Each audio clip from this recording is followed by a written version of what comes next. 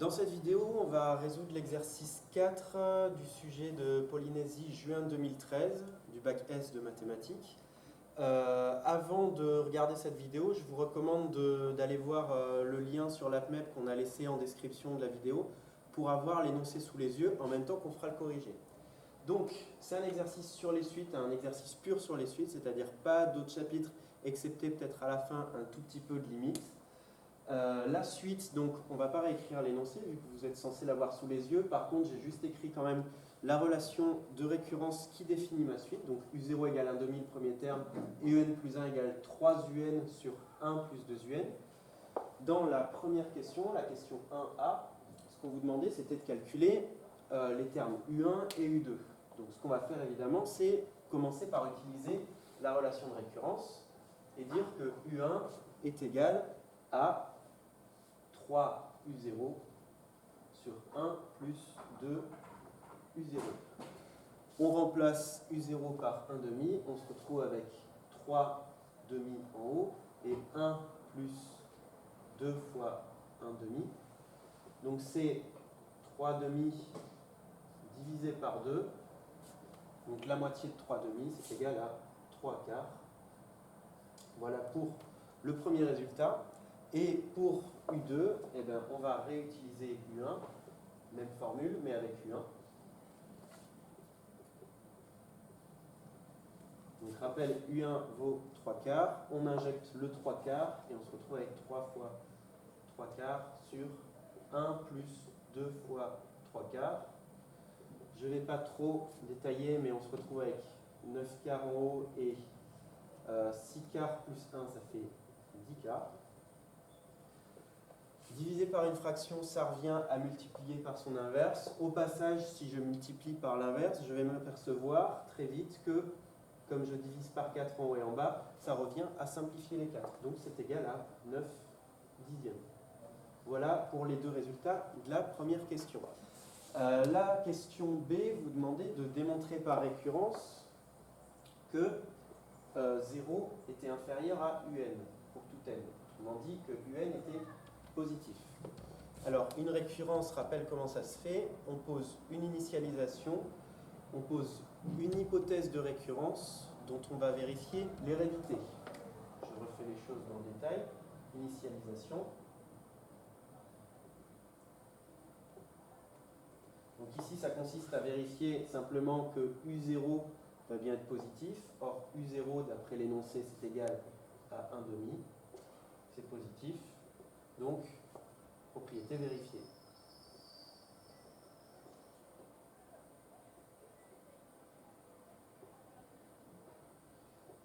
Alors, pour l'hérédité, le rappel, c'est qu'on va supposer que c'est vrai à un certain rang P. Donc, supposons la propriété vraie.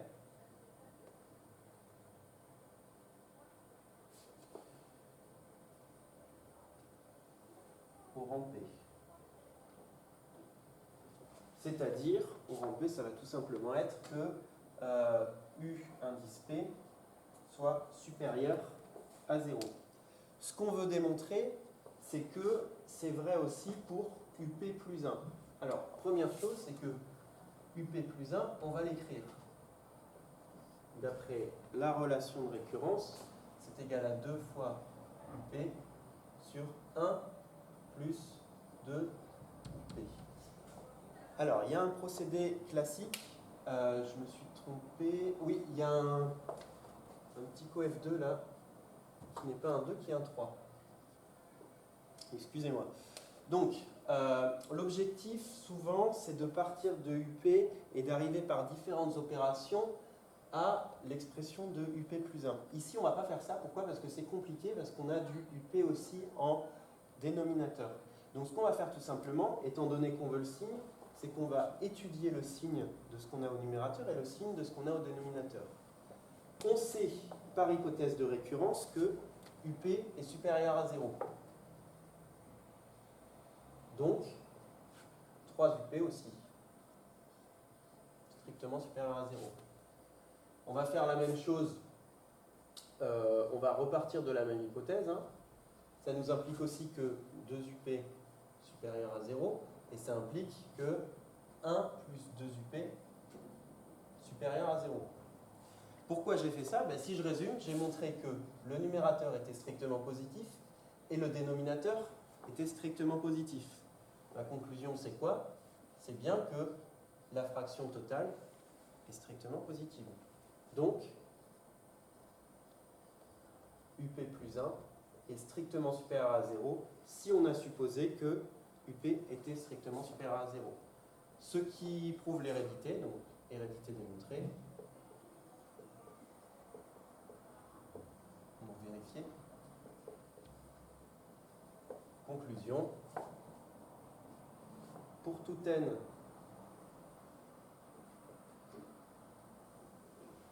entier naturel d'ailleurs, on a bien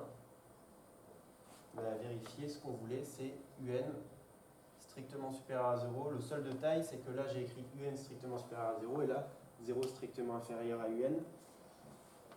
Mais ça marche exactement pareil. Alors juste le temps de voir la question 2A, qu'elle m'apparaisse sous les yeux.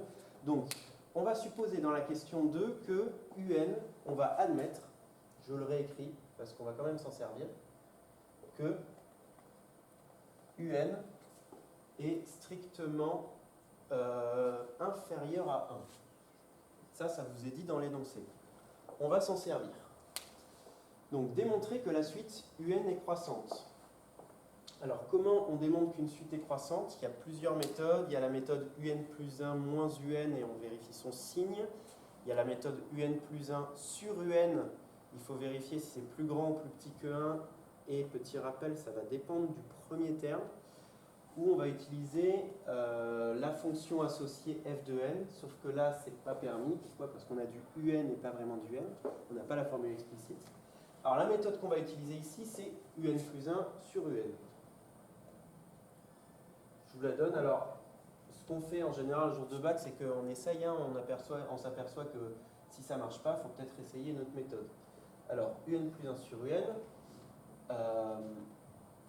si je vérifie, donc j'utilise la formule de récurrence de UN plus 1, je trouve que c'est 3 UN, alors je vais écrire une fraction sur le côté, sur 1 plus 2 UN, divisé par UN. Donc là, pareil, je m'aperçois qu'en fait, en haut et en bas, j'ai un coefficient UN que je peux simplifier. Donc je me retrouve avec simplement 3 sur 1 plus 2 UN. Et qu'est-ce que je sais maintenant? Je me souviens que UN est inférieur strictement à 1. Donc je vais utiliser ça pour en déduire que 2UN est strictement inférieur à 2 et finalement que 1 plus 2UN est strictement inférieur à 3. Donc là, j'ai 3 sur quelque chose qui est strictement inférieur à 3. Mais on sait également que c'est positif parce que la suite UN est positive. Donc on a quelque chose de positif mais d'inférieur à 3. Ça veut bien dire que ça, sur ça, c'est supérieur à 1. Donc, si je résume, UN plus 1 sur UN est supérieur à 1. Et on a démontré précédemment que la suite UN est positive. On a bien une suite positive avec un quotient de 2 termes successifs qui est supérieur à 1. Ça nous prouve que la suite UN est, est-ce qu'on peut dire même strictement croissante? Ça ne coûte rien de le rajouter.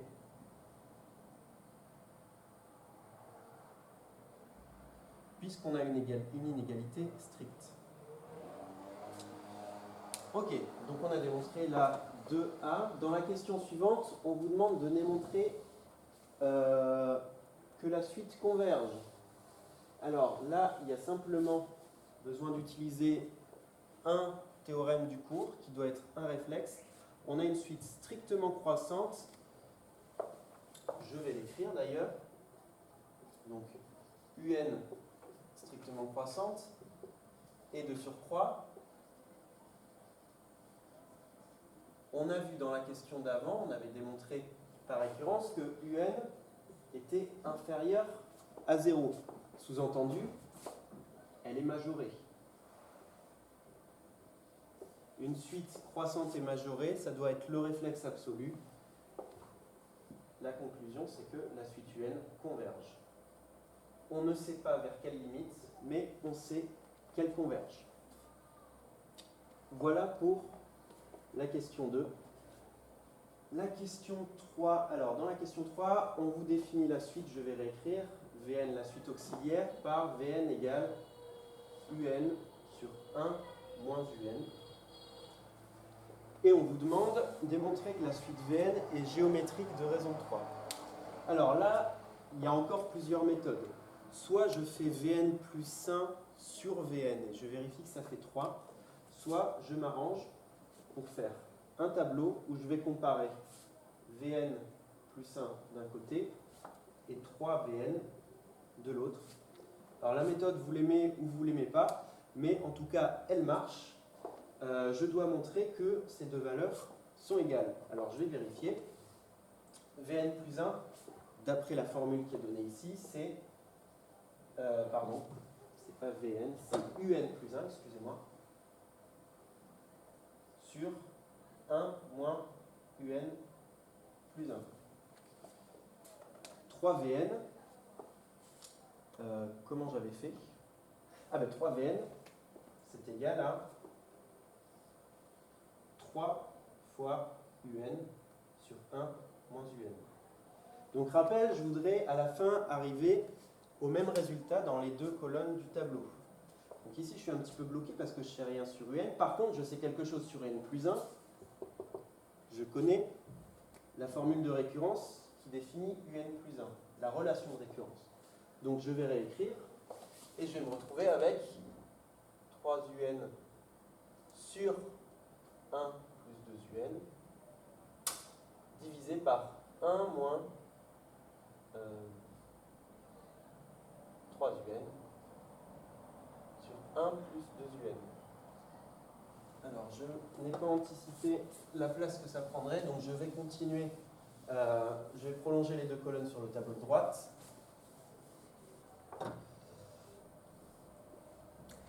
Et donc, je me rends compte qu'au dénominateur, il faut que je mette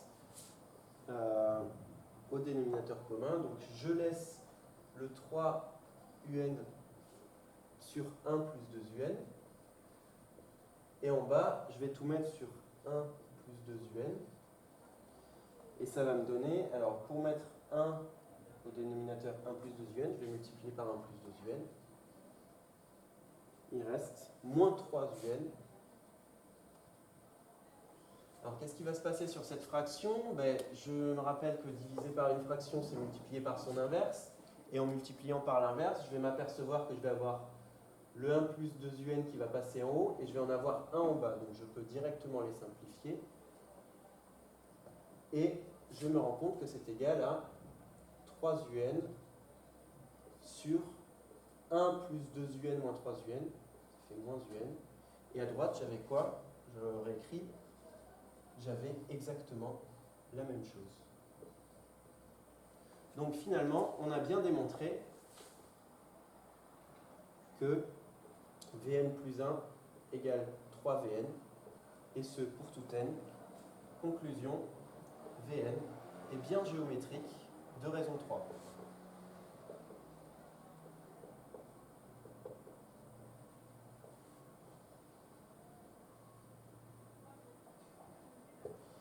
On nous demande par la suite d'exprimer Vn en fonction de n, c'est-à-dire le terme général de la suite Vn.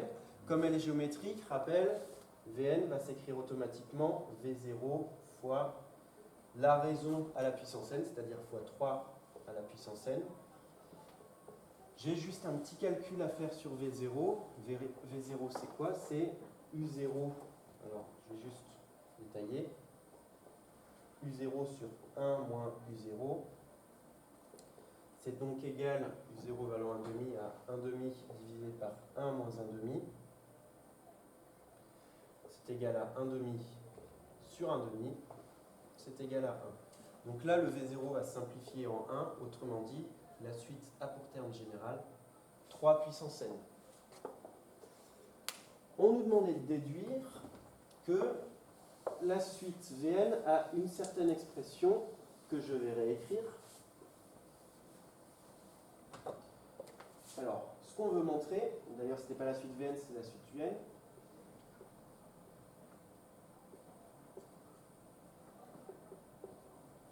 On veut démontrer ça.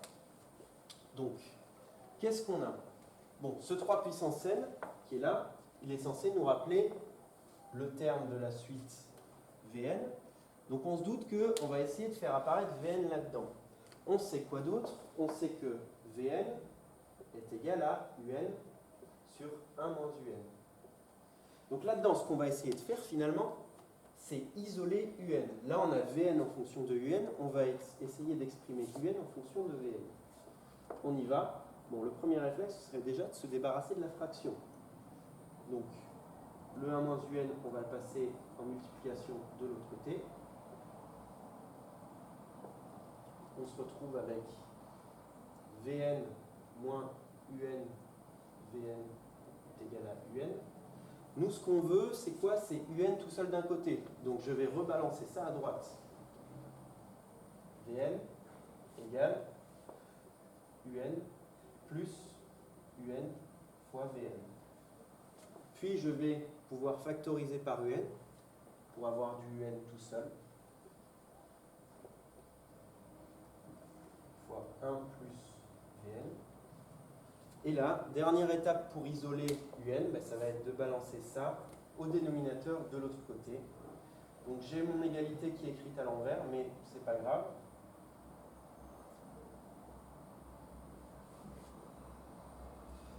J'ai Un qui s'exprime de cette façon en fonction de Vn. Pourquoi ça nous arrange plus? Parce que, rappel, dans la question d'avant, on avait démontré que Vn était égal à 3 puissance n. Autrement dit, je vais pouvoir finalement écrire que Un égale, et je vais remplacer tout ce qui s'écrit Vn là-dedans par 3 puissance n, et je vais tomber exactement sur ce que je voulais démontrer. La dernière question porte sur les limites. Donc, si on considérait que le premier chapitre de l'année était les suites, ce serait un tout petit peu hors programme, mais c'est pas grave, on va faire quelques petites astuces. On vous demande la limite de la suite Un. Alors, la suite Un, on le réécrit, c'est notre 3 puissance n sur 3 puissance n plus 1. Comment est-ce qu'on peut faire? Le problème qu'on a ici, c'est que en haut, 3 puissance n, c'est une suite géométrique de raison supérieure à 1, strictement. Donc elle tend vers plus l'infini. Et en bas, je rajoute 1, donc c'est une suite aussi qui tend vers plus l'infini. Quand on a un infini sur un infini, ben on est un peu embêté, on ne sait pas comment commencer. On ne sait pas comment conclure. Alors, quelque chose de très grand sur quelque chose de très grand, on ne sait pas si ça va être infiniment grand, infiniment proche de 0. L'objectif, ça va être de savoir lequel est le plus fort, comment les comparer, comment simplifier ça. Alors ici, ce dont on peut s'apercevoir, c'est qu'on a du 3 puissance n des deux côtés de la fraction. Donc une idée, ce serait par exemple d'essayer de factoriser par ce 3 puissance n. Donc en haut, j'ai rien à factoriser. Par contre, en bas, je vais factoriser par 3 puissance n. Ici, je vais avoir 1 fois 3 puissance n. Et ici, comme le 3 puissance n, je l'ai introduit un petit peu artificiellement, j'ai multiplié, mais pour retrouver le 1, je vais devoir rediviser par 3 puissance n. Et donc, ce qui est intéressant là-dedans, c'est que comme on a une fraction avec 3 puissance n en haut et en bas, en facteur, on peut simplifier. Donc, c'est égal à 1 sur 1 plus 1 sur 3 puissance n. Cette chose, c'est exactement la même que celle-là, sauf que cette fois, on a fait ce qu'on appelle lever une indétermination. Pourquoi? Parce qu'en haut, j'ai une limite qui vaut 1. J'ai même la suite qui vaut tout le temps 1, si je considère juste 1. En bas, j'ai quelque chose de plus simple que tout à l'heure. J'ai 1 auquel j'ajoute quelque chose de divisé par, alors rappel, la limite de ça, c'est plus l'infini. Donc si je divise quelque chose, si je divise 1 par quelque chose qui tend vers plus l'infini, dans sa globalité, cette fraction, elle va tendre vers 0. mais quand je divise par quelque chose de très grand, je vais être très petit ou très proche de 0. Donc en fait, j'ai en haut quelque chose qui vaut tout le temps 1, en bas quelque chose qui vaut 1, plus un membre qui tend vers 0. Donc en fait, ce que je vais pouvoir dire, c'est que la limite de 1 plus 1 sur 3 puissance n, c'est égal à 1 plus la limite de ça, c'est-à-dire 0. Petit rappel, ça tend vers 0. Et ça, ben, ça vaut toujours 1. On peut dire que ça tend vers 1, même si c'est un petit peu stupide. Donc, j'ai 1 en haut, quelque chose qui tend vers 1 en bas.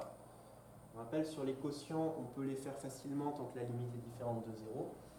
Donc, la limite de un, c'est la limite de 1 sur la limite de cette chose qui vaut 1. Ben, c'est égal à 1. Ce qui achève l'exercice. Voilà, donc cet exercice vaut 5 points, il doit être faisable en 1 heure, un jour d'examen. Ne vous inquiétez pas si vous n'y arrivez pas du premier coup. Entraînez-vous sur ce type d'exercice, c'est le meilleur conseil que je puisse vous donner. Et à l'avenir, si on refait des vidéos comme ça, cherchez l'exercice avant de regarder le corriger.